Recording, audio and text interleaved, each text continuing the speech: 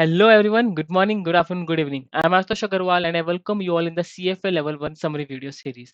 So in this video, we will be doing the reading number 27 of the corporate issuer, which basically talks about the weighted average cost of capital, company की cost of capital basically क्या पड़ रही है and उसमें proportion of debt and equity से क्या impact आने वाला है and कौन सा optimal हमारा structure, कौन सी optimal value होगी debt की जो मेरी firm की value को maximize कर देगी. So we'll be understanding all these points in this reading. And so we'll be starting. So let's get started. And the first point talks about the weighted average cost of capital. कि company की weighted average cost of capital क्या है? Weighted average as a जो name है वो खुद suggest करे कि आपको weighted आपको एवरेज करना पड़ेगा यानी बेसिस द वेट आपको फॉर्मूले में वेट्स इंट्रोड्यूस करने पड़ेंगे. तो वेट ऑफ डेट यानी टोटल स्ट्रक्चर में आपका वेट ऑफ डेट क्या है? वेट ऑफ डेट से मल्टीप्लाई करेंगे cost of debt and weight of equity से मल्टीप्लाई करेंगे कॉस्ट ऑफ इक्विटी. अब क्योंकि जो डेट होता है वो जो आप इंटरेस्ट पे करते हैं अपने डेट होल्डर्स को जिनसे आपने डिवेंचर जिनको इशू कर रखे हैं तो वो जो डेट आप इशू जो इंटरेस्ट पे कर रहे हैं वो हमारे लिए टैक्स सेविंग का काम करता है. You can claim the exemption. आप जो एग्ज एन एक्सपेंस आप क्लेम करते हैं तो टैक्स आपका कम होता है. तो जो बेनिफिट है 1 - T हम यहाँ पे कंसिडर करेंगे. तो weight of debt into cost of debt considering the tax saving 1 - T plus weight of equity into cost of equity. अब जो ये वेट है ये या तो मार्केट वैल्यू से भी हो सकता है, market value considering the market values, या फिर टारगेट वेट्स भी हो सकते हैं. टारगेट वेट्स को हम आगे इन गोइंग फॉरवर्ड बेसिस हम इसको अंडरस्टैंड करेंगे. So weight of debt into cost of debt plus weight of equity into cost of equity. अभी जो कॉस्ट ऑफ डेट है जो कॉस्ट ऑफ डेट हमें पड़ती है वो कम होती है as compare to cost of equity. क्योंकि आप जो शेयर होल्डर्स जो आपसे एक्सपेक्ट करते हैं as compare to debt holders वो ज्यादा एक्सपेक्ट करते हैं, राइट. बिकॉज जो कॉस्ट ऑफ डेट जो इक्विटी होल्डर्स हैं they are taking a risk कि आप उनको एक तो जब अगर कभी भी कंपनी लाइक सपोज लिक्विडेशन में गई, बैंकरप्सी में गई, तो सबसे जो लास्ट प्रायोरिटी मिलती है वो इक्विटी शेयर होल्डर्स को ही मिलती है. उससे पहले आते हैं क्रेडिटर्स, प्रेफर्ड स्टॉक या प्रेफरेंस शेयर होल्डर्स आते हैं. प्लस यहाँ पे इक्विटी शेयर होल्डर्स को कोई राइट नहीं मिलता कि आपको डिविडेंड मिलेगा ही मिलेगा every year as compare to the creditors और the I would say the debt holders जिनको एक ये पेमेंट हम एक तरीके से एग्री करते हैं कि you will be getting the payments on yearly basis. जो भी एज पर एग्रीमेंट होता है उनको इंटरेस्ट की पेमेंट होती है. सो जो कॉस्ट ऑफ डेट जो वो डिमांड करते हैं वो as compare to equity share holders कम होती है because debt has a priority of claims over the equity. Debt holders के पास ऑब्वियसली प्रायोरिटी ऑफ क्लेम्स अगर कंपनी लिक्विडेशन में जाती है तो. Now another thing that we want to consider is अगर issuer जो है हमारे पास the one who is raising the capital through debt और equity additional type of finance जो होता है. लेट सपोज अगर जो इश्यूर की हम बात कर रहे हैं अगर वो एडिशनल टाइप फाइनेंस में भी एंटर करना चाहता है. लेट सपोज हमने अब खाली डेट की बात करी यहाँ पे और यहाँ पे हमने खाली इक्विटी की बात करी एंड इन केस अगर वो प्रेफर्ड स्टॉक भी इशू करता है या फिर नॉन कंट्रोलिंग इंटरेस्ट वाला तो उसका भी वेटेड एवरेज हमें आफ्टर टैक्स, हमने क्या बोला आफ्टर टैक्स जो भी वेटेड एवरेज होगा वो भी आप कंसिडर कर लेंगे, वो भी आप ऐड करेंगे. तो हमने क्या बोला कि जो भी प्रेफर्ड स्टॉक आपने अगर इन केस कुछ आपने किया क्योंकि अब तक फॉर्मूले में हमने क्या किया weight of debt into cost of debt 1 - T plus weight of equity into cost of equity. And अगर इन केस अगर आपने new additional capital like preferred stock के थ्रू आपने कुछ किया या नॉन कंट्रोलिंग इंटरेस्ट के थ्रू कुछ किया तो उसका भी वेटेड एवरेज आप कंसिडर कर लेंगे अपनी कॉस्ट ऑफ डेट या weighted average cost of asset cost of capital निकालते time that should be after tax consider होगी. उसके बाद अभी नेक्स्ट पॉइंट ये बोलता है कि आप कैपिटल स्ट्रक्चर की बात कर रहे हो और weighted average cost of capital की बात कर रहे हो. तो कैपिटल स्ट्रक्चर यानी कि मैं as an entity as a company अगर मैं बोलता हूँ कि मुझे इक्विटी लेके आना है अपने मार्केट से इक्विटी मेरे को रेस करनी है या फिर मुझे डेट के थ्रू पैसा रेस करना है. So what are the factors जो मैं कंसिडर करूंगा जब मैं इक्विटी और डेट की सोचूंगा. तो ऐसे कौन कौन से फैक्टर्स हैं जो कैपिटल स्ट्रक्चर जब मैं बनाऊंगा अपनी कंपनी का तो मैं कंसिडर करने वाला हूँ. तो कंपनी जो है कंपनी क्या देखते हैं, कंपनी ऐसा कैपिटल स्ट्रक्चर बनाना चाहती है जिससे उसकी जो weighted average cost of capital है वो मिनिमाइज हो जाए. कंपनी एक तरीके से जो उसके स्टेक होल्डर्स हैं in case of the debt holders and the equity holders वो जो कैपिटल जो रिटर्न आपसे मांग रहे हैं अगर वो कम होगी तो आप उनको कम रिटर्न में एक तरीके से सेटिस्फाई कर पाएंगे. तो आप मिनिमाइज कर रहे हैं weighted average cost of capital. मेरी कॉस्ट ऑफ कैपिटल मेरी कम होनी चाहिए ये मेरा एक मोटिव है. प्लस मेरी मैक्सिमम वैल्यू जो फर्म है फर्म की वैल्यू है वो इंक्रीज होनी चाहिए. अभी कौन-कौन से फैक्टर्स हैं जो मैं कंसीडर करता हूँ कि मेरी कैपिटल स्ट्रक्चर को इफेक्ट करते हैं. तो सबसे पहले जो मैं कंसीडर करता हूँ एक तो खुद के इंटरनल फैक्टर्स भी हैं और एक्सटर्नल फैक्टर्स भी हैं. इंटरनल फैक्टर्स बात करते हैं कि कैरेक्टरिस्टिक्स क्या होंगी बिजनेस की कैरेक्टरिस्टिक्स क्या है प्लस इंडस्ट्री की कैरेक्टरिस्टिक्स क्या है. ओके अब बिजनेस की कैरेक्टरिस्टिक्स यानी कि फॉर एग्जांपल कंपनी एक होती है कैपिटल इंटेंसिव हो गई लेट्स सपोज, और एक होते हैं कैपिटल लाइट, जो कि हम आगे ही पढ़ने वाले हैं। At the end of the chapter ये चीज मैं कवर कर रहा हूँ, छोटी मोटी रह गई थी। जो हम बात करते हैं कि characteristics of business, for example कोई जो कंपनी है, ऑर्गेनाइजेशन, वो कैपिटल इंटेंसिव है, तो वहां पे आपको बहुत पैसे की रिक्वायरमेंट होगी। तो इट्स नॉट नेसेसरी कि आप सारा का सारा पैसा इक्विटी से ही उठाओ। यू विल ट्राई कि मुझे चीपर सोर्स ऑफ फाइनेंस का मोड मिल जाए। And I would say as compare to equity, the cheaper mode of finance is debt, obviously debt. तो आप, it depends on the characteristics of business कि आपका business कैसा है, आपकी इंडस्ट्री जिसमें आप बेसिकली रन कर रहे हैं, उस इंडस्ट्री में कहीं ना कहीं, इंडस्ट्री में बोल लो या बिजनेस बोल लो, कि आप किस टाइप का बिजनेस कर रहे हैं। तो इट बेसिकली डिपेंड्स कि आप इक्विटी ज्यादा रेस करना पसंद करेंगे या फिर डेट।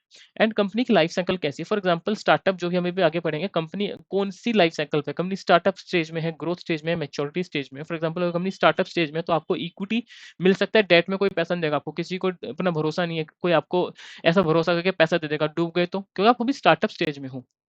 तो इट डिपेंड्स कि कंपनी अगर ग्रोथ स्टेज में आ गई, मैच्योरिटी स्टेज पे आ गई, तो वो डेट का पैसा जल्दी जल्दी अफोर्ड कर सकती है। तो वहां पे डेट की जो प्रोपोर्शन होगा एज कम्पेयर टू इक्विटी, वो थोड़ा ज्यादा हो सकता है as compare to the startup.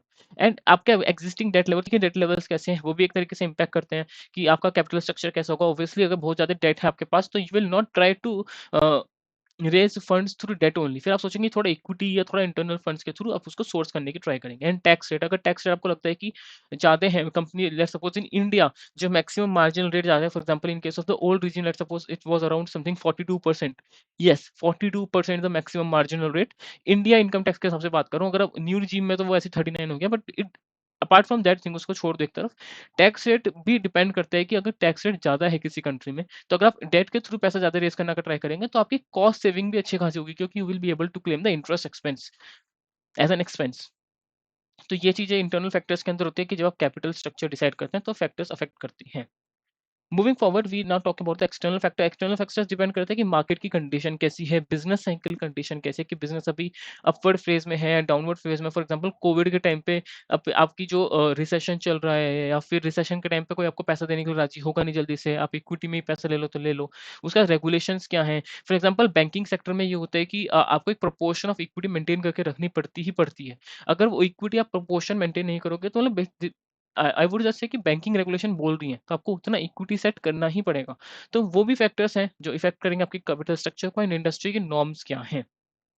So this is all about the factors जो इफेक्ट करते हैं कैपिटल स्ट्रक्चर को। एक जो कॉस्ट ऑफ कैपिटल को इफेक्ट करते हैं कुछ और फैक्टर्स, वो होते हैं टॉप डाउन फैक्टर्स। ये I am skipping this part as of now from, यहाँ पे से मैं इस चीज को हटा रहा हूँ। इसका मैं पार्ट 2 लेके आऊंगा इस रीडिंग का, ये मैंने स्टार्टिंग में नहीं बोला। सो रीडिंग जो 27 है, will be covering in 2 parts, part 1 part 2, because अगर मैं एक साथ रिकॉर्ड करने का ट्राई करूंगा, तो it will be a very big video, और आप जल्दी से बोर हो जाओगे, कोई फायदा नहीं है इतनी लंबी वीडियो रिकॉर्ड करने का। तो 2 पार्ट्स में करेंगे, इजी इजी जाएंगे, कोई दिक्कत नहीं है। एंड सेकंड पार्ट में कुछ ऐसे टॉपिक्स हैं जो बहुत थ्योरेटिकल हैं। तो फर्स्ट पार्ट में मैं अच्छे अच्छे टॉपिक्स जो हैं बेसिकली वो कवर कर रहे हैं। ये वाला जो टॉप डाउन फैक्टर्स वाला है, ये प्रॉपर एक डिटेल्ड वे में मैंने कवर किया हुआ है। सो मैं भी फिलहाल यहाँ से हटा देता हूँ। बट एक बात ये समझ के चलो कि कुछ जो कॉस्ट ऑफ कैपिटल है, कॉस्ट ऑफ कैपिटल यानी कि जो इंटरेस्ट रेट, जिस रेट पर पैसा उठा पा रहे हो मार्केट से, वो किस रेट पे उठा पा रहे हो, वो भी इफेक्ट होता है एक्सटर्नल फैक्टर्स की वजह से। For example macro economic factors, GDP growth rate, monetary policy, exchange rate, in factor से भी आपका जो परसेंटेज रेट है जो मार्केट में चल रहा है, बेसिकली जिस रेट पे आप पैसा उठा रहे हो, वो इफेक्ट होता है। उसके बाद अभी एक नेक्स्ट टॉपिक बात करते हैं कि ऐसे कौन कौन सी करेक्टरिस्टिक्स हैं, what are the different characteristics जो इन्फ्लुएंस करती है प्रोपोर्शन ऑफ डेट। स्पेसिफिकली मैं डेट की बात कर रहा हूँ यहाँ पे, कि जब मैं डेट का लेट्स सपोज मैंने मन बना लिया कि मैं डेट से मुझे करना है, तो क्या मैं डेट, मेरी इतनी एबिलिटी है कि मैं डेट को सर्विस कर पाऊंगा, यानी कि मैं डेट के जो इंटरेस्ट पेमेंट्स है मैं क्या उनको दे पाऊंगा, क्या मैं इतना एबल हूँ ये करने के लिए या नहीं हूँ। तो फॉर एग्जांपल फर्स्ट पॉइंट बात करते हैं कि growth and stability of revenue. अगर आपकी कंपनी की जो रेवेन्यू है वो ग्रोइंग स्टेज पे, आप ग्रो कर रहे हो, अच्छी खासी रेवेन्यू आपका ग्रोइंग स्टेज पे जा रहा है, या फिर आपकी जो रेवेन्यू में स्टेबिलिटी आ चुकी है, you are in the maturity stage, अच्छा खासा रेवेन्यू आपकी, आपका 1000 करोड़ 2000 करोड़ आपका रेवेन्यू आराम से चल रहा है, स्टेबल है, या रेवेन्यू ग्रोइंग स्टेज पे अच्छी खासी स्टार्टअप स्टेज आप निकल चुके हैं, you are in the growing stage, तो आपके पास एबिलिटी होगी डेट को सर्विस करने की। या फिर अगर हम दूसरा बोल सकते हैं कि अगर आपके जो कैश फ्लोज हैं वो भी आपके ग्रोथ स्टेज पे हैं, या फिर प्रिडिक्टेबल है कि आपकी स्टेबल कैश फ्लोज हैं, cash flows growing stage पे, then also you are able to service the debt. Next बात करते हैं बिज़नेस रिस्क के बारे में। बिज़नेस रिस्क ये बोलते हैं कि अगर आपकी कंपनी में, आपके ऑर्गनाइज़ेशन में रिस्क काफ़ी ज़्यादा है, ऑपरेशनल रिस्क ज़्यादा है, डिमांड रिस्क ज़्यादा है, तो मैं बोलूँगा कहीं न कहीं मेरी वेरिएबिलिटी होगी अर्निंग्स के अंदर और कैश फ्लोज़ के अंदर। जो मेरे कैश फ्लो हो सकता है कि रिस्क कम था, डिमांड प्रोडक्ट की ज़्यादा आ गई तो ठीक हो गया सामान, डिमांड कम आ गई तो मेरा कैश फ्लो अर्निंग्स के बेकार हो गई। तो बहुत ज़्यादा रिस्क है, ऑपरेशनल रिस्क है, डिमांड रिस्क है। तो यहाँ पे वेरिएबिलिटी होगी, फ्लक्चुएशंस होंगे आपकी अर्निंग्स और कैश फ्लोज़ के अंदर, तो कहीं न कहीं आपकी एबिलिटी थोड़ी-सी डाउन हो जाएगी as compare to the starting के 2 पॉइंट। आपका स्टेबल और ग्रोथ कैश फ्लोज़ होना चाहिए या फिर रेवेन्यू आपका ग्रोथ या स्टेबल होना चाहिए। एंड इतना फ्लक्चुएशंस ज़्यादा थोड़ी-सी दिक्कत तो देंगे, ऑब्वियसली बात है। उसके बाद हम बात करते हैं amount and liquidity of company assets. जो कैपिटल कंपनी के पास एसेट है, जब आप डेट सर्विस करते हैं तो आपके पास इतने काफ़ी ज़्यादा एसेट्स हैं कि आप एज़ अ कोलेटरल रख सकते हो। तो जो आपको पैसा दे रहा है वो ज़्यादा सैटिस्फाई होगा। तो अगर आपके पास एसेट्स हैं एज़ अ प्लेज रखने के लिए, as a collateral to service the debt, the company की जो डेट है that will be more attractive. लोग आपको पैसा देना प्रेफर करेंगे। नेक्स्ट बोलते हैं कि अगर एसेट के जो एसेट्स हैं आपके पास वो लिक्विड है, इन केस अगर लेट्स सपोज आपकी बैंक्रप्सी की सिचुएशन आती है, लिक्विडेशन की सिचुएशन आती है और आपके जो एसेट्स है वो लिक्विड स्टेज पे थे, मतलब लिक्विड, आपको फटाफट बेच के पैसा मिल जाएगा, आपको वेट करने की जरूरत नहीं है। सो इन केस में मैं बोलूंगा कि आपके पास प्लेज कर, आप can that can be pledged easily, तो आपकी एबिलिटी बढ़ जाएगी एज कम्पेयर टू अगर इलिक्विड एसेट, क्योंकि आपको फिर बेचने पड़ेंगे, अपना पैसा रिकवर करना पड़ेगा, तो कौन इतना दिमाग खराब करे। सो इट्स बेटर कि अगर आपके पास एसेट जो लार्ज लिक्विड है तो डेट होल्डर्स भी अट्रैक्टिव होंगे आपके साइड की, आपके पास एबिलिटी ज्यादा आ जाएगी आपके पास।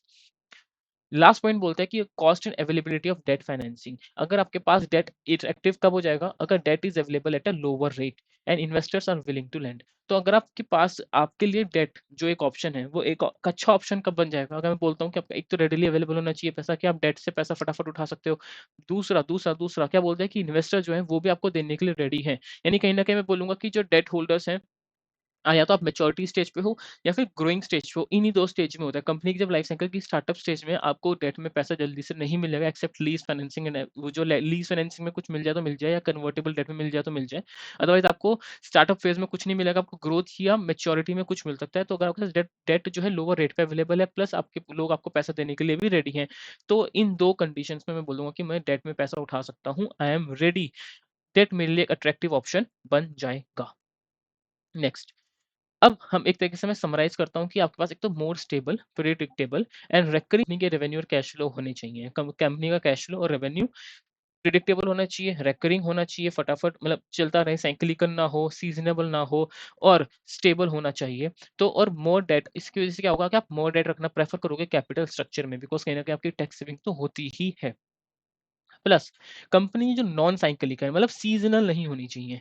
क्या बोला मैंने? सीज़नल कंपनी नहीं होनी चाहिए, क्योंकि सीज़नल में क्या होता है कि आपकी एक टाइम पे अर्निंग काफ़ी ज़्यादा है, एक टाइम पे कंपनी क अर्निंग कम है। तो ऐसी कंपनीज़ ना हो। प्लस आपके जो लो ऑपरेटिंग कॉस्ट है, आपकी ऑपरेटिंग कॉस्ट, मैं बोलता हूँ कि लो ऑपरेटिंग कॉस्ट से मैं क्या ये बोल सकता हूँ कि आपका ग्रॉस मार्जिन जो आपका है, वो ज़्यादा है। अगर ग्रॉस मार्जिन ज़्यादा है तो अच्छी बात है ना, आपकी जो प्रॉफिटेबिलिटी आपकी ज़्यादा है, आपकी कंपनी ग्रो करेगी और सब्सक्रिप्शन बेस्ड अगर रेवेन्यू मॉडल है तो ज़्यादा बेटर होगा एज़ कम्पेयर टू पे पर यूज़ मॉडल। पे पर यूज़ मॉडल यानी कि ये होता है कि लोगों को आपने एक फॉर एग्ज़ाम्पल मैं फटाफट लेने की बात करता हूँ कि फॉर एग्ज़ाम्पल अगर हम टेलीकॉम सेक्टर की बात करते हैं, तो आप जो रिचार्ज आप कराते हैं मोबाइल में, वो 28 डेज़ या जो भी आप पर्टिकुलर पीरियड का कराते हैं, सब्सक्रिप्शन बेस्ड मॉडल है। उसमें अब आप 1 दिन में आप 1 बी 1 जीबी जो नेट पर डे मिलता है, या जो भी आप एज़ कम्पेयर टू द जो प्लान्स होते हैं, this is the plan.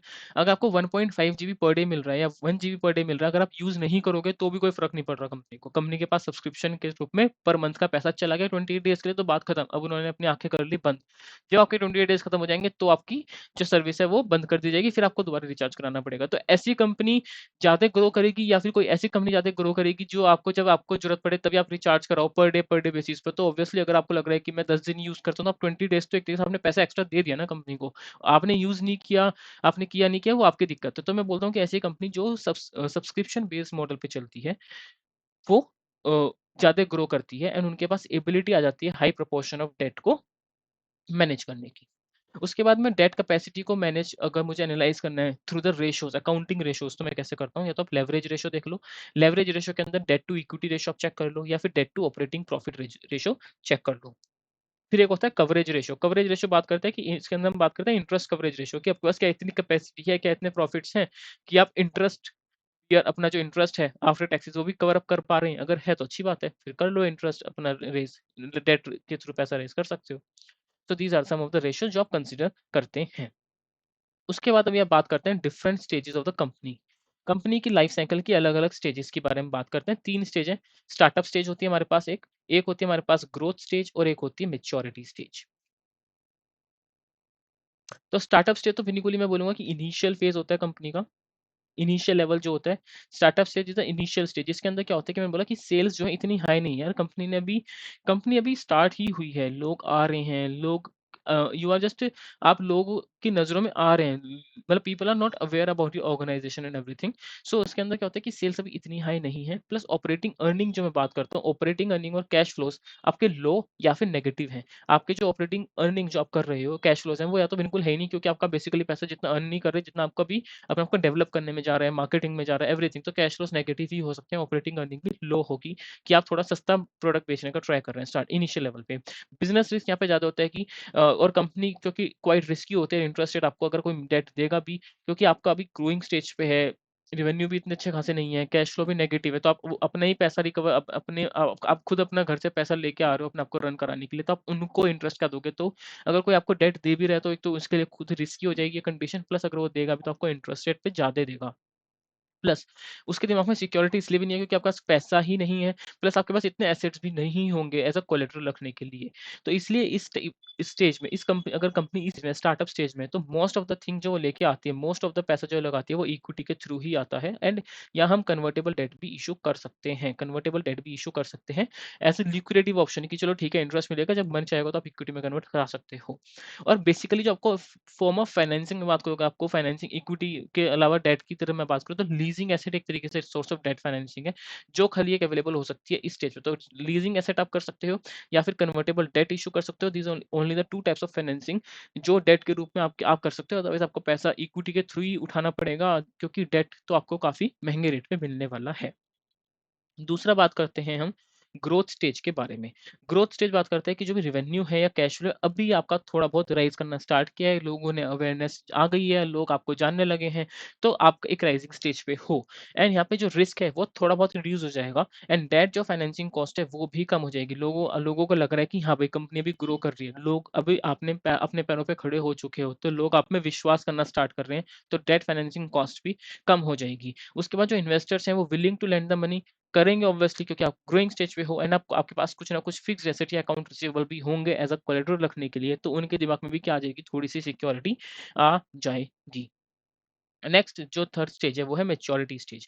Maturity stage में क्या होता है कि आपको जितना ग्रो करना था पीक पे हो, अब बस अब आप सस्टेन कर रहे हो अपना मार्केट शेयर को, आप अपना मेंटेन करके चलते हो, तो रेवेन्यू ग्रोथ यहाँ पे जो होती है थोड़ी स्लो हो जाती है। जितना आपको कैप्चर करना था मार्केट आपने कर लिया है, कॉम्पिटिटर्स एंटर नहीं कर पा रहे, और अपना मार्केट शेयर आप एंटर, मतलब मार्केट शेयर अपना डाउन नहीं करने दोगे, बट मार्केट जितना है उसमें आप कंसिस्टेंटली करते रहोगे, मतलब अपने आपको मेंटेन करोगे। बिजनेस रिस्क यहाँ पे बहुत कम हो जाता है, और कैश फ्लो तो काफी सिग्निफिकेंट होते हैं इस टाइम पे, और स्टेबल भी होते हैं। इसलिए यहाँ पे इस टाइम पे तो डेट फाइनेंसिंग तो रेडीली अवेलेबल है, लोग आपको फटाफट पैसा देने के लिए रेडी है कि यहाँ पे पैसा तो मेरा खत्म होगा ही नहीं, मेरे को कोई रिस्क है ही नहीं, प्लस लो कॉस्ट में बहुत इजीली मिल जाएगा।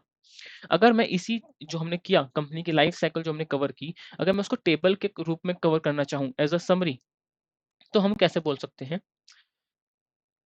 Startup stage, growth stage and maturity stage.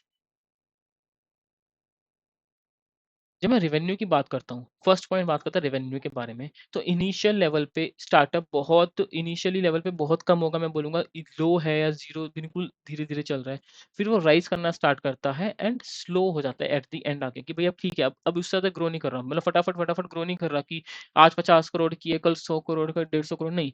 अभी वो 50 करोड़ है, 50 करोड़ है तो 51 होगा, मतलब इट्स नॉट दैट ग्रोइंग। आप जितना आपको ग्रो करना था उस पर्टिकुलर एरिया में, उस पर्टिकुलर इंडस्ट्री में, सेगमेंट में हमने कर चुके हो, आप खाली अपना मेंटेन करके चल रहे हो। उसके बाद यहाँ पे फ्री कैश फ्लो भी स्टार्टिंग में तो नेगेटिव ही होते हैं, कि आप अपने आप को खुद मैनेज करना स्टार्ट कर रहे हो, और आपकी फिक्स कॉस्ट भी ज्यादा होगी, क्योंकि आपकी यूनिट की प्रोडक्शन इतनी ज्यादा तो है नहीं, फिक्स कॉस्ट ज्यादा है, तो कहीं ना कहीं मैं बोलूंगा कि फ्री कैश फ्लो जो होता है वो नेगेटिव होता है, यहाँ पे राइज करता है, यहाँ पे स्टेबल हो जाता है। बिजनेसेस भी यहाँ पे हाई, मीडियम, लो हो जाएगा एंड तक एंड तक आते-आते। एंड जो डेट की अवेलेबिलिटी है, वो स्टार्टिंग में तो लिटिल रहेगी, ये बिल्कुल मैं कहूँ ना के बराबर ही। अगर है भी तो कन्वर्टिबल डेट या लीज़ फाइनेंसिंग के फॉर्म में है।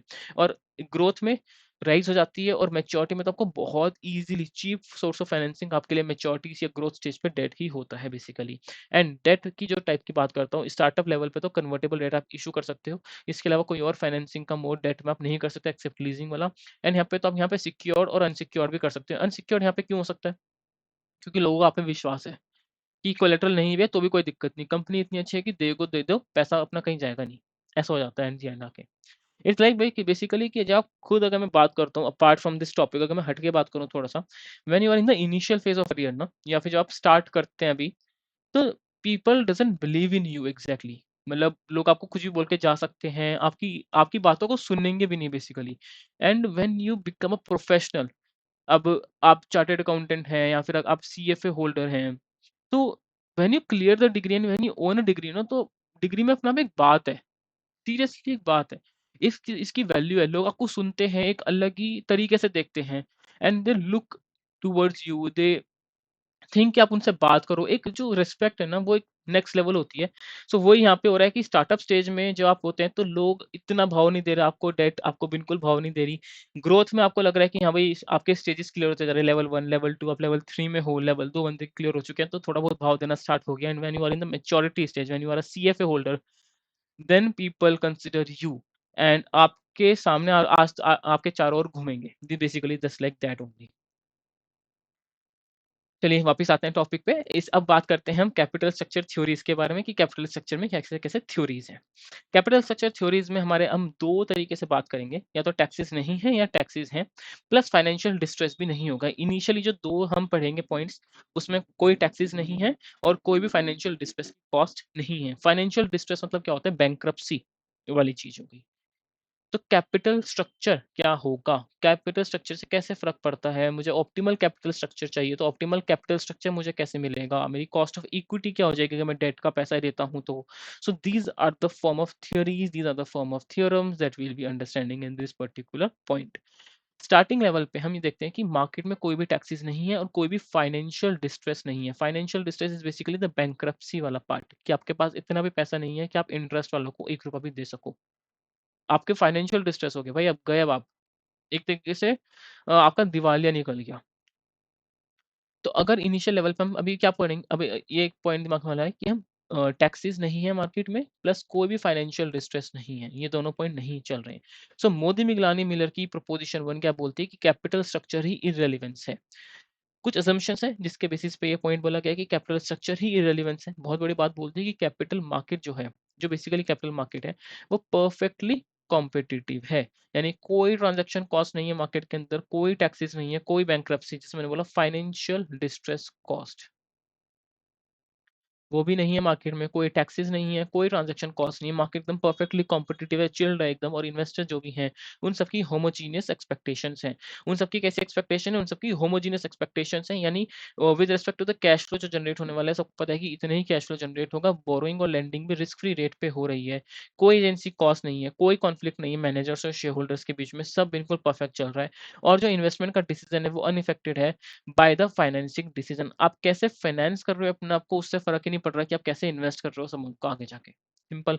तो बहुत ही ईज़िली मार्केट है, परफेक्टली कॉम्पिटिटिव मार्केट है, इन्वेस्टर्स की होमोजेनियस एक्सपेक्टेशन है, तो जो उनका रिक्वायर्ड रेट ऑफ रिटर्न है बेसिकली वो भी सेम ही होगा। बोरोइंग और लेंडिंग भी रिस्क फ्री रेट पे हो रही है, एजेंसी कॉस्ट कुछ है नहीं, कोई कॉन्फ्लिक्ट नहीं है मैनेजर्स और शेयर होल्डर्स के बीच में, कोई इन्फॉर्मेशन असिमेट्री है ही नहीं। Everything is fine and investment decision बिल्कुल अफेक्ट नहीं हो रहे आपके फाइनेंसिंग डिसीजंस। तो अगर ये सारी कंडीशन मेरी सैटिस्फाई होती है, तो ये बोला जाता है कि जो आपकी वैल्यू ऑफ फर्म है, जो आपकी फर्म की वैल्यू है, मैं अभी ये नहीं बात कर रहा कि मेरी कॉस्ट ऑफ डेट क्या होगी, कॉस्ट ऑफ इक्विटी क्या होगी, मैंने ये बोला ही नहीं।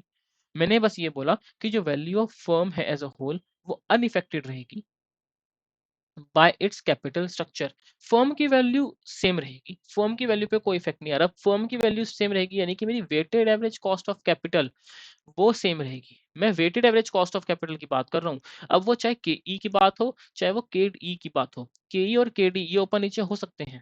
क्या बोला मैंने? बहुत समझने वाला पॉइंट है। मैंने बोला value of a firm as a whole change नहीं हो रही, तो value of a firm as a whole same ही रहेगी, चाहे उसका कैपिटल स्ट्रक्चर कैसा भी हो, डेट का प्रोपोर्शन कुछ भी हो, इक्विटी का प्रोपोर्शन कुछ भी हो, आपकी वैल्यू ऑफ फर्म चेंज नहीं होगी। वैल्यू ऑफ फर्म चेंज नहीं होगी यानी कि मेरा weighted average cost of capital same रहने वाला है।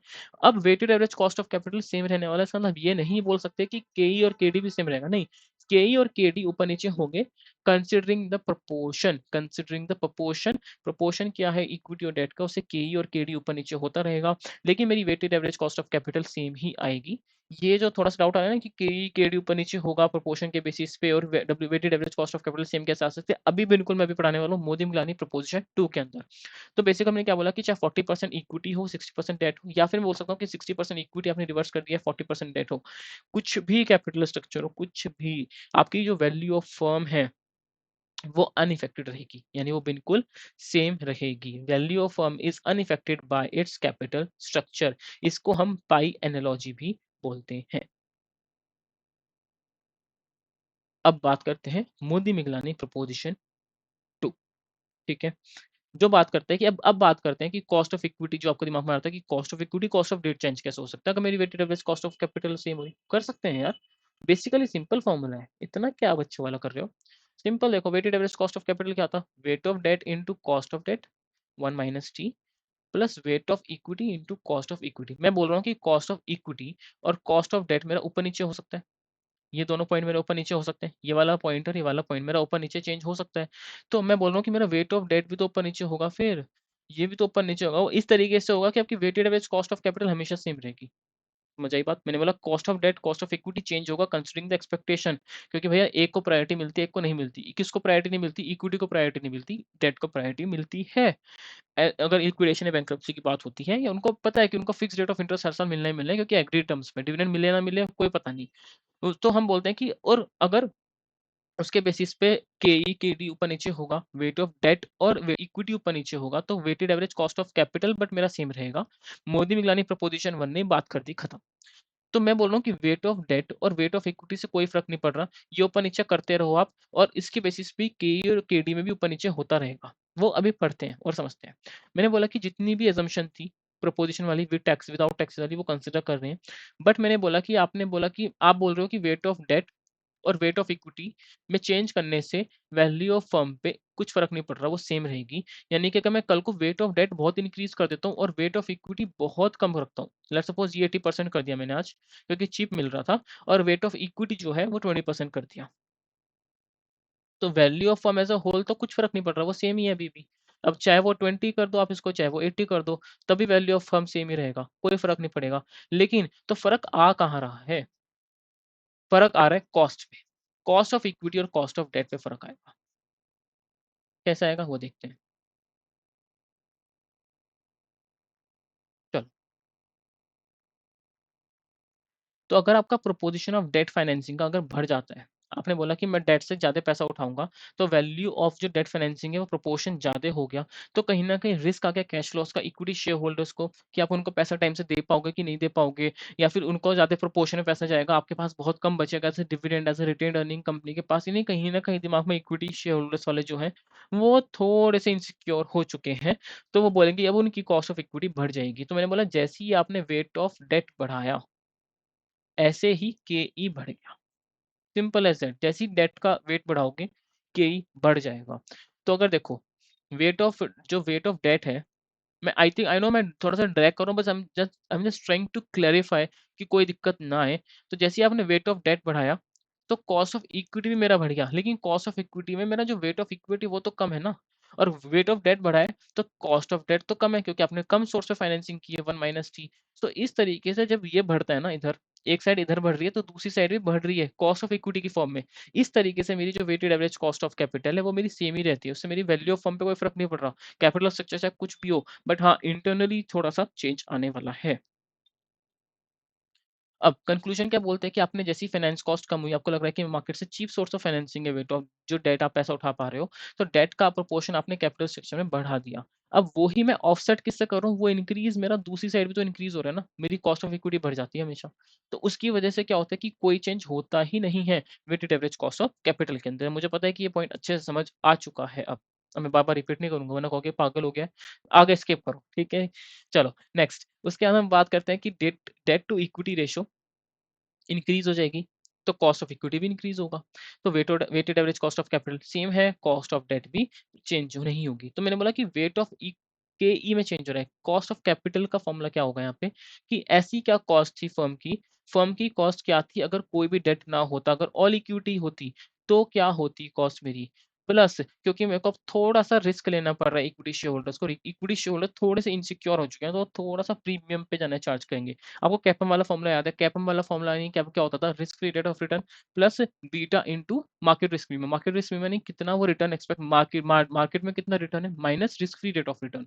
सो बेसिकली वही चल रहा है यहाँ पे कि कंपनी की कॉस्ट ऑफ कैपिटल क्या थी without having no equity and cost of debt क्या है। सो ये जो है ये डिफरेंस को मल्टीप्लाई करेंगे प्रोपोर्शनेटली टू डेट कि ये जो फायदा है अब देखो कंपनी की कॉस्ट ऑफ कैपिटल ज्यादा थी डेट में चीप सोर्स ऑफ फाइनेंसिंग से लेके आया कंपनी को फायदा तो हो रहा है अब कंपनी को फायदा हो रहा है तो मैं प्रोपोर्शन करूंगा डेट टू इक्विटी में क्योंकि कुछ फायदा मेरे को होगा कुछ फायदा डेट को होगा सो डेट टू इक्विटी की प्रोपोर्शन में मल्टीप्लाई करके कॉस्ट ऑफ कैपिटल में ऐड करें तो आपकी कॉस्ट ऑफ इक्विटी आ जाएगी तो cost of equity is equal to normal cost of capital अगर कोई भी डेट नहीं होता कंपनी के अंदर plus debt upon equity into K C minus K D तो this is the cost of equity cost of capital with no debt all equity and cost of debt अब इसका मतलब क्या होगा मैं इसको ग्राफिकल रिप्रेजेंटेशन के थ्रू समझना चाहें तो क्या होगा यहाँ पे अगर मैं बात करता हूँ एम प्रोपोजिशन 1 की सॉरी 2 की बात कर रहे हैं अभी प्रोपोजिशन 2 क्या बोल रहे हैं कि this is the debt to equity and this is cost of capital तो आप जो debt to equity cost of debt में तो कोई फर्क नहीं आ रहा क्योंकि टैक्सेस हैं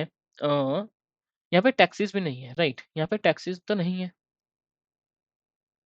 तो कॉस्ट ऑफ डेट आपकी सेम रहेगी अब कॉस्ट ऑफ डेट रहेगी मैंने बोला कि क्योंकि प्रोपोर्शन में कोई फर्क प्रोपोर्शन में आप चेंज करते रहो but weighted average cost of capital में कोई फर्क नहीं होगा तो weighted average cost of capital भी आपकी सेम ही रहने वाली है अब क्योंकि जैसे जैसे आप अपना डेट का कंटेंट बढ़ाएंगे जैसे जैसे आप डेट का प्रोपोर्शन बढ़ाएंगे ऐसे ही आपकी कॉस्ट ऑफ कैपिटल इंक्रीज होना स्टार्ट हो जाएगी जैसे ही आपने डेट टू इक्विटी बढ़ाया आपकी कॉस्ट ऑफ कैपिटल इंक्रीज होगी कॉस्ट ऑफ इक्विटी इंक्रीज होगी बेसिकली तो K is equal to K C plus debt upon equity into K C minus की टी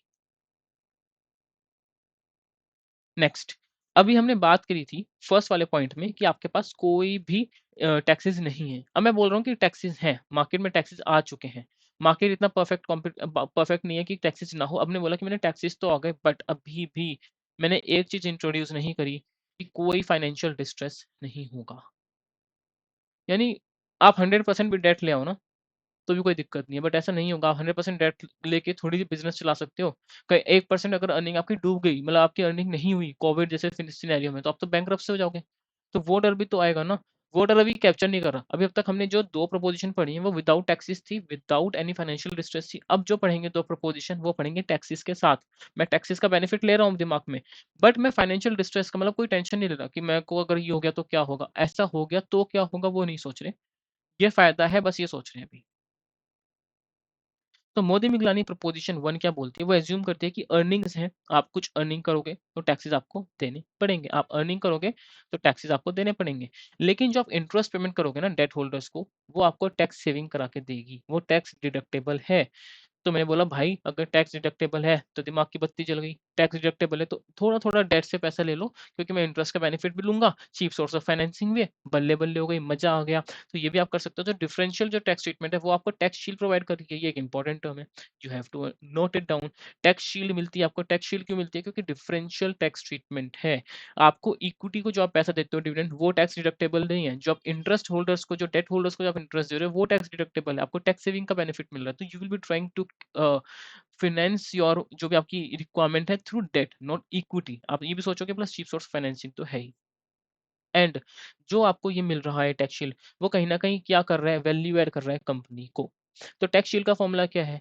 टैक्स शील्ड का फॉर्मूला सिंपल सा है tax shield is equal to the tax rate multiply by the debt tax shield is equal to tax rate multiply by debt या मैं एक चीज और बोल सकता हूँ जो वैल्यू ऑफ लेवरेज्ड फर्म है वैल्यू ऑफ लेवरेज्ड फर्म है is equal to the value of unleveraged firm plus tax shield by debt financing कि आपको कितनी टैक्स शील्ड मिल रही है डेट फाइनेंसिंग से वो भी एक तरीके से मेरे लिए वैल्यू ऐड कर रही है so value of leveraged firm is equal to value of unleveraged firm plus the tax shield provided by the debt financing समझ आया नहीं आया अभी तक ऑल क्लियर, ऑल क्लियर। मैं हो सकता है थोड़ा बहुत स्पीड में जा रहा हूँ तो बस, but it is a summary video, तो I have to be little fast.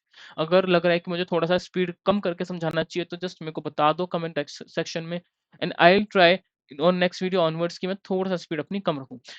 अब वैल्यू ऑफ लेवरेज फॉर्म क्या होती है? Value of leverage firm is equal to value of unleverage firm, कि आपके पास कोई डेट नहीं है, प्लस आपको जो फायदा हो रहा है डेट इंट्रोड्यूस करने से वो भी आपकी वैल्यू एडिशन हो रही है। सो कंक्लूजन क्या है? मैंने बोला कि आप वैल्यू ऑफ फर्म मैक्सिमाइज कब हो जाएगी? वैल्यू ऑफ फर्म मैक्सिमाइज हो जाएगी अगर 100% डेट कर दो। मैंने बोला फाइनेंशियल डिस्ट्रेस टेंशन नहीं है ना अभी कि कॉन्सिक्वेंसेस क्या हो सकते हैं, तो आप बोल रहे हो कि आप 100% डेट फाइनेंसिंग भी कर दोगे ना तो भी कोई दिक्कत नहीं, मेरे मजे आ जाएंगे। ये मोदी मिगलानी प्रोपोजिशन 1 ने बोल दिया कि 100% डेट फाइनेंसिंग कर दो, वैल्यू ऑफ फर्म मैक्सिमाइज हो जाएगी।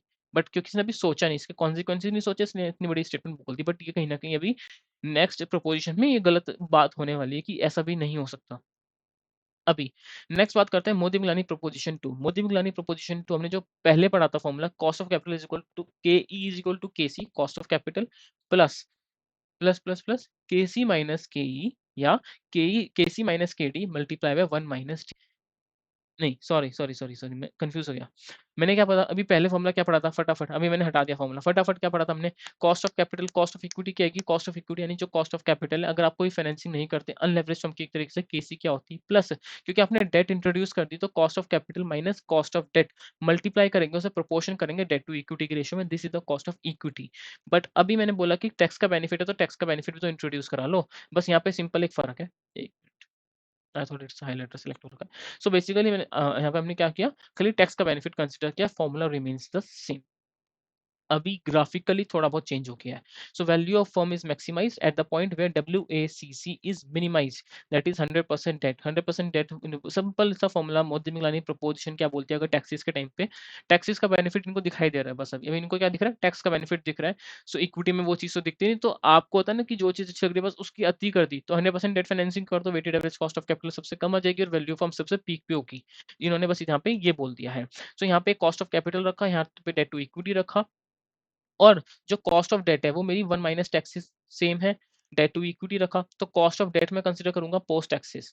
अभी मैंने बोला कि जैसे जैसे आप केडी इंक्रीज करोगे, मैंने क्या बोला था? जैसे जैसे आप केडी इंक्रीज करते हो, debt to equity increase, sorry, जैसे जैसे आप डेट का प्रोपोर्शन इंक्रीज करते हो, ऐसे ऐसे ही क्या होता है, इक्विटी शेयर होल्डर्स इनसिक्योर होना स्टार्ट हो जाते हैं, तो उनका जो डिमांड होता है रिटर्न का वो इंक्रीज होना स्टार्ट हो जाता है। तो जैसी डेट टू इक्विटी आपका इंक्रीज होगा, ऐसी के ई आपका इंक्रीज हो जाएगा। और क्योंकि यहाँ पे weighted average cost of capital मेरी, अब यहाँ पे देखो एक चीज, यहाँ पे मेरी सेम जो कि पहले थी, पहले मेरी cost of weighted average cost of capital ना सेम थी। Weighted average cost of capital earlier section में ये थी विदाउट टैक्सेस में। अभी क्या हो रहा है? जैसे जैसे डेट का कंटेंट बढ़ेगा, आप टैक्स शील्ड का बेनिफिट स्टार्ट करेंगे, तो weighted average cost of capital आपकी क्या हो जाएगी? आपकी कम होना स्टार्ट हो जाएगी, और इसमें बोलते हैं कि weighted average cost of capital minimize हो जाएगी अगर आप 100% ऐड करो। तो 100% ऐड करो तो बहुत ही मिनिमल, यानी weighted average cost of capital सबसे ज्यादा मिनिमाइज होगी, यानी मैं बोलूंगा कि KD 1 माइनस टी हो जाएगी एक तरीके से, एंड कॉस्ट ऑफ इक्विटी तो रहेगी ही नहीं, खत्म, खत्म, टाटा बाय बाय, खत्म हो जाएगा। ठीक है। So this was Modi Miglani proposition 2। अभी मैंने क्या बोला? इन लोगों ने सोचा ही नहीं कि कॉन्सिक्वेंसेस क्या हो सकते हैं। कॉन्सिक्वेंसेस क्या हो सकते हैं? खाली अच्छा ही दिखाई दे रही है कि मुझे टैक्स शील्ड का बेनिफिट दिखता है, मेरी वैल्यू ऑफ फर्म इंक्रीज हो जाती है। So value of leverage firm is equal to value of unleveraged firm plus present value of tax shield. And before proceeding with this thing, मेरे को ना डायग्राम है which is I think, let me show you. There are two diagrams जो हम यहाँ पे cover कर सकते हैं basically. First point is this. First point हमने बोला कि जो मैंने बोला था कि RACC जो weighted average cost of capital का जो रेट था वो हमने सेम देखा था विदाउट टैक्सेस के केस में। लेकिन जैसे मैंने टैक्सेस इंप्लीमेंट करे तो मोदी मिगलानी प्रोपोजिशन 1 ने क्या बोलते हैं? This is basically about Modi Miglani proposition 1, and Modi Miglani proposition 1 है विद टैक्सेस वाली। This is Modi Miglani proposition 1 with taxes. तो ये क्या बोलती है यहाँ पे कि वो आपकी कम हो जाएगी, वो आपकी कम हो जाएगी क्योंकि आपने टैक्सेस इंप्लीमेंट कर दिया, आपको टैक्स शील्ड का बेनिफिट मिलना स्टार्ट हो गया। एंड मोदी मिगलानी प्रोपोजिशन 2 क्या बोल रही थी? फॉर्मूला याद है? तो ये मोदी मिगलानी प्रोपोजिशन 2 थी, एंड ये भी मोदी मिगलानी प्रोपोजिशन 2 है। बट टैक्सेस के बेनिफिट की वजह से आपका जो रेट है वो थोड़ा बहुत नीचे आ गया। ये समझ आ बात? ये अच्छे से समझ गए? बिल्कुल। और एक बस एक ये पॉइंट था कि मैंने बोला कि वैल्यू ऑफ अनलेवरेज्ड फर्म की अगर कोई डेट नहीं है बिल्कुल भी, तो आपकी सेम रहेगी वैल्यू। लेकिन जैसे ही आप डेट का थोड़ा-सा टेस्ट डालना चाहेंगे, तो आनंद आने का मज़ा आ जाएगा कि आपको टैक्स शील्ड का बेनिफिट मिल रहा है और आपको टैक्स सेविंग हो रही है। तो इन्होंने क्या बोला कि वैल्यू ऑफ लेवरेज्ड फर्म जो होगी वो इंक्रीजिंग होगी क्योंकि डेट का फ़ायदा आपको मिल रहा है। This is basically the tax shield. T into D is tax shield. And this is the present value of debt financing. जो भी आपने डेट की है, जो टैक्स शील्ड है, this is basically the present value of tax shield on debt. जो आपको tax shield मिल रही है उसकी प्रेजेंट वैल्यू है।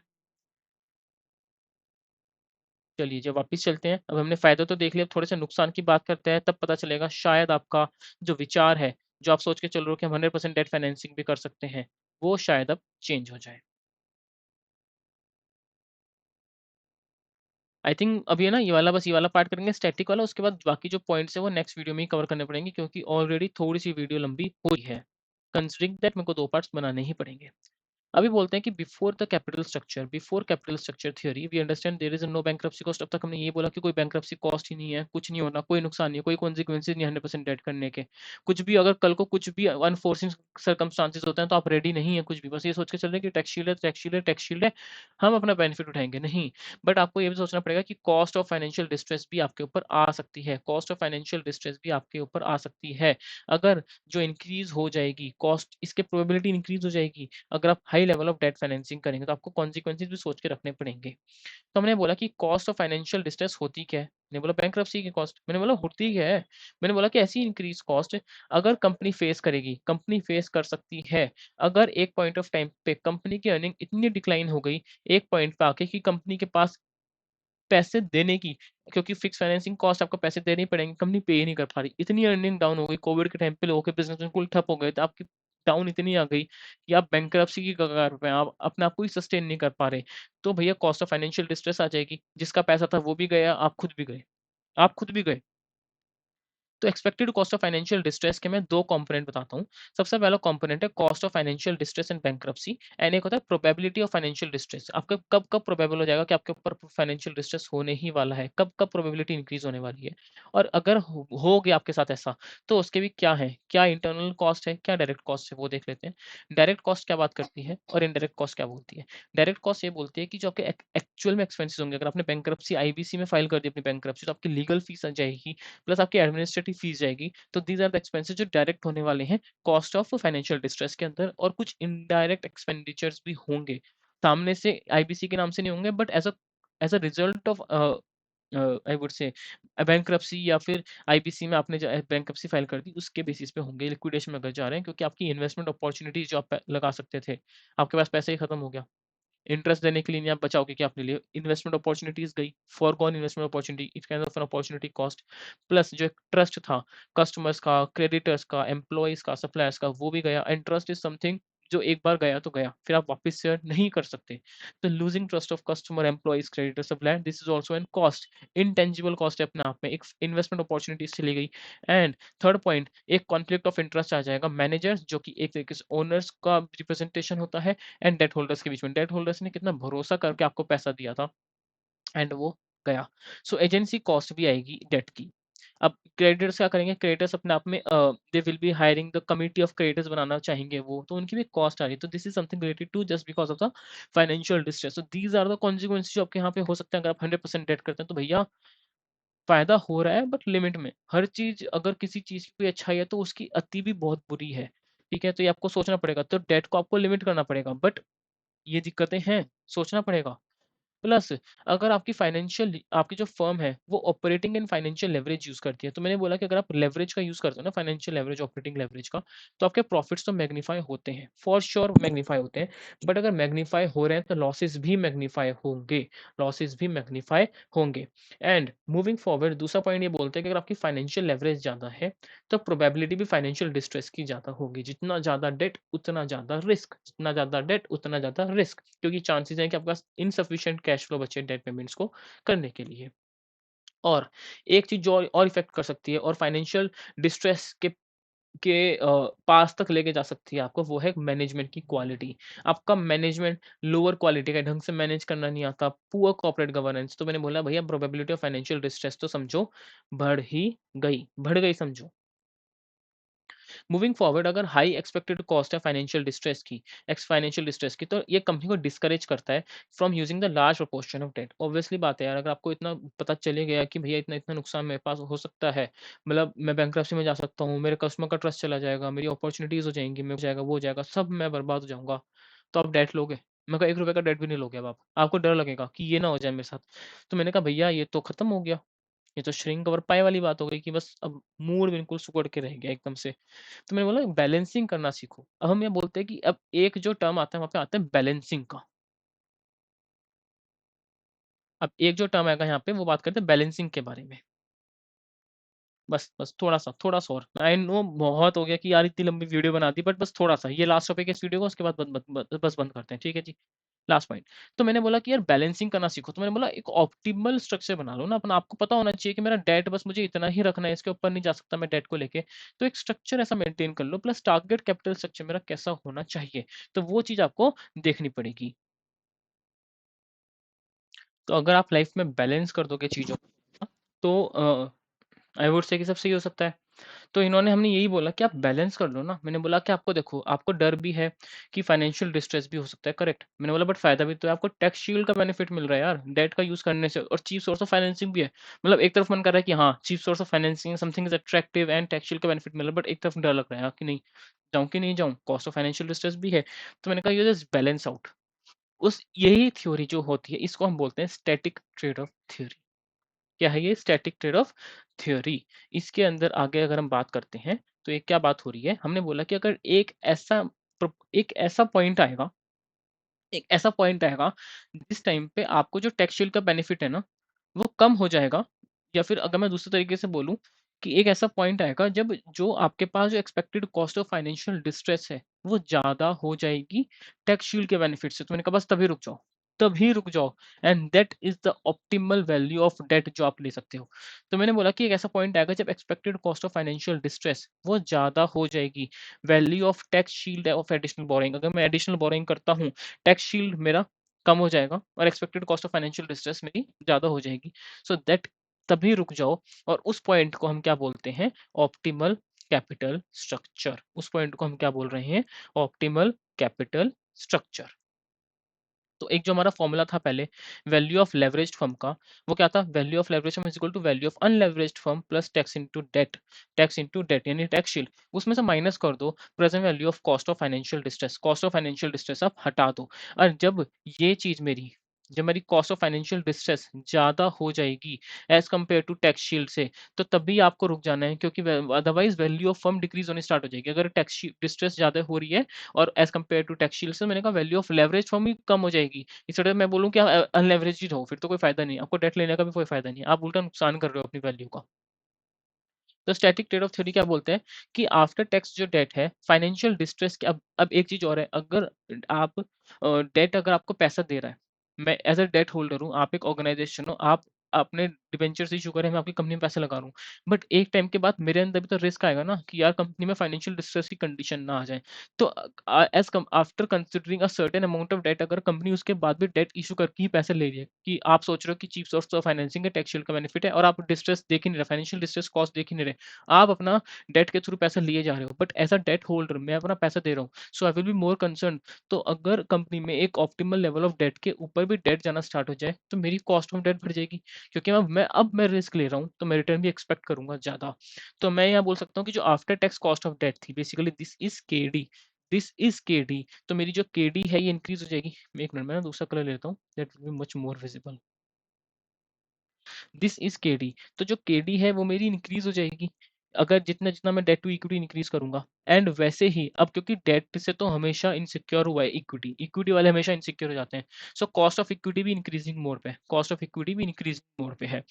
अब कॉस्ट ऑफ डेट भी बढ़ रही है और कॉस्ट ऑफ इक्विटी भी बढ़ रही है। तो मैंने बोला कि अब जो मेरा weighted average cost of capital है वो तो इंक्रीज होगा ही होगा।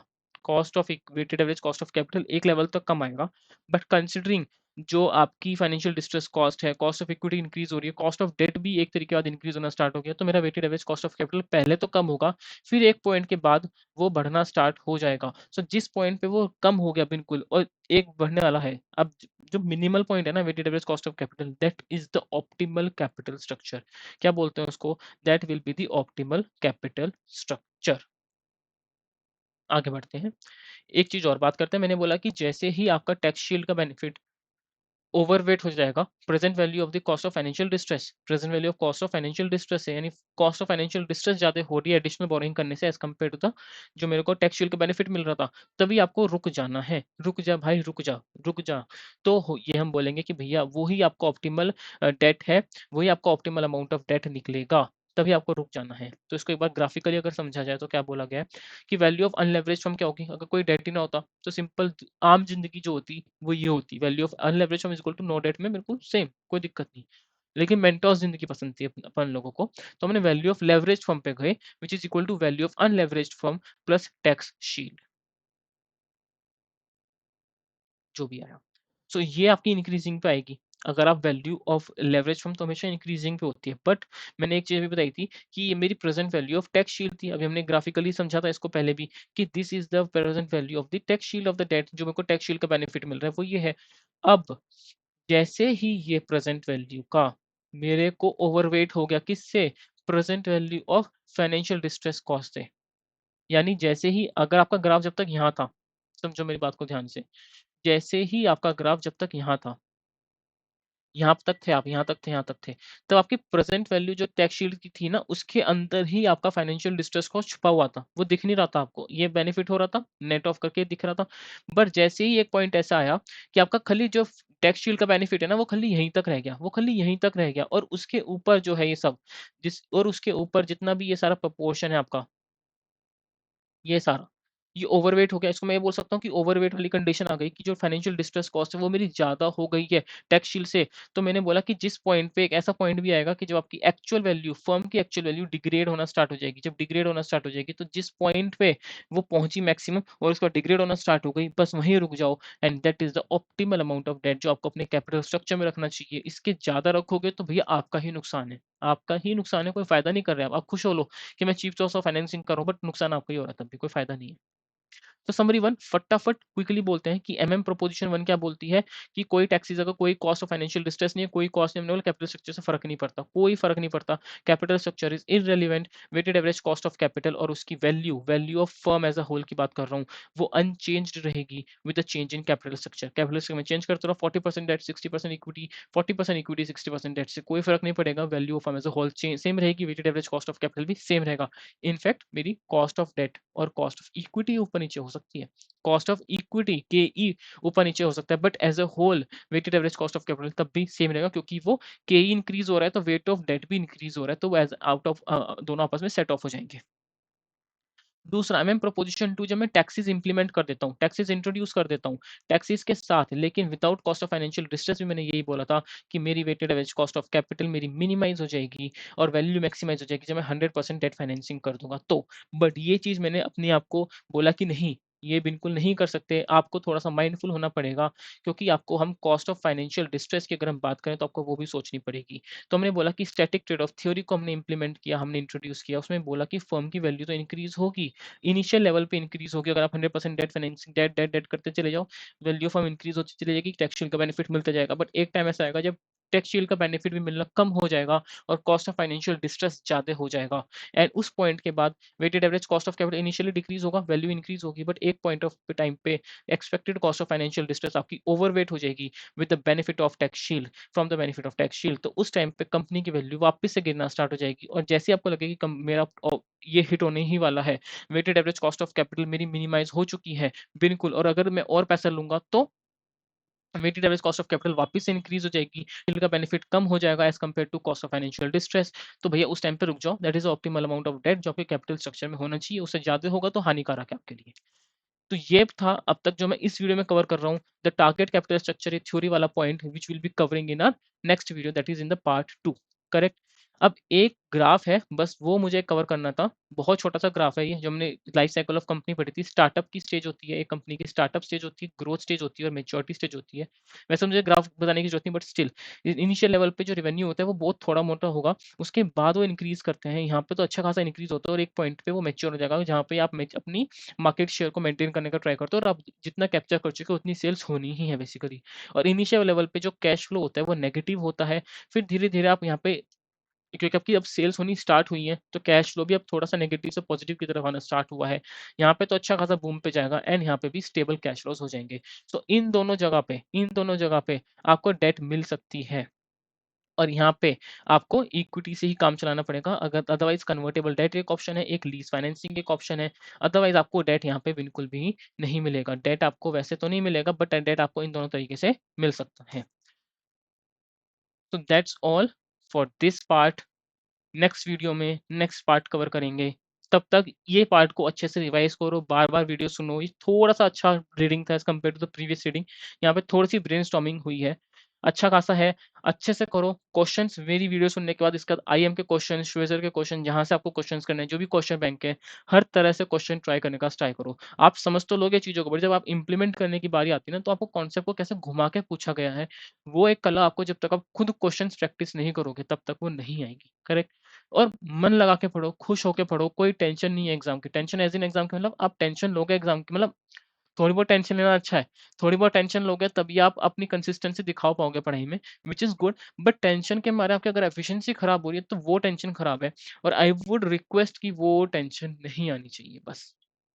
कंसिस्टेंसी रखो, consistency is always the key towards success. Consistency होनी चाहिए, प्लस अपने आप में एक टाइम टेबल सेट कर लो कि मुझे करना है तो करना है और खुश होके पढ़ो। अपनी हेल्थ का भी ध्यान रखो। टेंशन में ये नहीं कि मुझे हेल्थ पे ध्यान नहीं रखना। हेल्थ का ध्यान रखो। अगर हेल्थ मस्त है ना, तो आपका माइंड स्टेबल रहेगा, उतना ही अच्छा करोगे एग्ज़ाम में। And one more thing, yes, mind stable होना एक बहुत सही चीज़ है। You have to practice on a daily basis कि आपका माइंड कितना स्टेबल है, उतनी ही एफिशिएंटली वो काम करेगा। ठीक है जी। तब तक के लिए अभी इतना करो, इस वीडियो में यही था। इस रीडिंग में अभी इतना ही करते हैं। See you in the next reading. इसी रीडिंग को कंटिन्यू करेंगे in the next part. Till then, bye bye.